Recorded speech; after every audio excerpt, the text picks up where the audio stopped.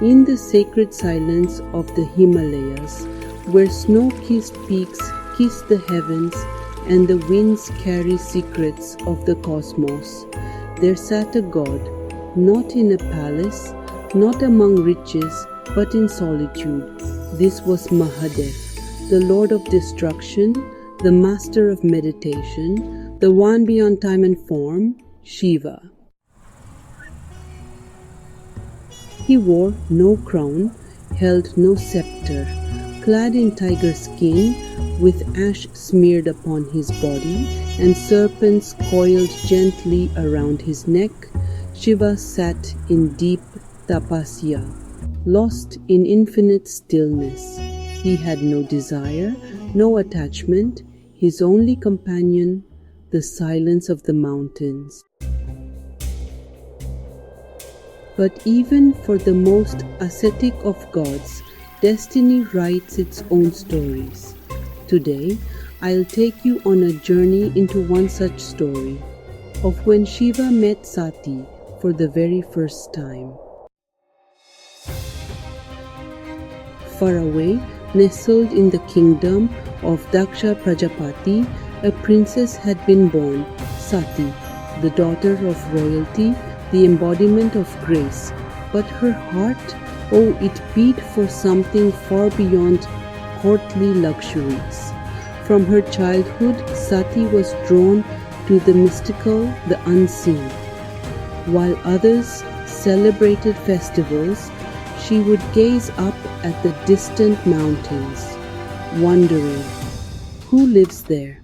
Why does my soul ache for a world I've never seen?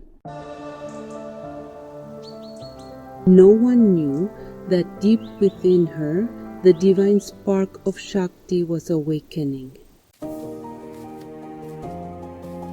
One day, curious and restless, Sati ventured deep into the forest, away from the noise of the palace. And there, beneath a tree wrapped in stillness, she saw him. A figure sitting cross-legged, hair matted like rivers of dusk, a crescent moon on his head, a serpent resting on his shoulder. She stopped. The air thickened, time paused. Even the birds held their song. It was Shiva. Sati's breath caught. She didn't know his name, but her soul remembered. You are him. And you are her. In that one moment, lifetimes collided. Not strangers at all. This was a meeting written in the very ink of the cosmos. They stood there, not as god and princess, but as Shiva and Shakti, the eternal halves of creation. There were no grand declarations, no orchestras of romance, just silence. And in that silence, the universe exhaled, the forest rustled, the mountains seemed to bow. Even the stars above blinked as if in recognition. This wasn't a beginning, it was a continuation of a love that spanned yugas, galaxies, and gods. But the story, as many of you know, doesn't end here. King Daksha, Sati's father, could not accept this union. He saw Shiva not as a divine being, but as a wild ascetic, unworthy of his daughter. What followed next was heartbreak, sacrifice, fire, and a love that transcended even death. But that, dear listener, is a tale for another day.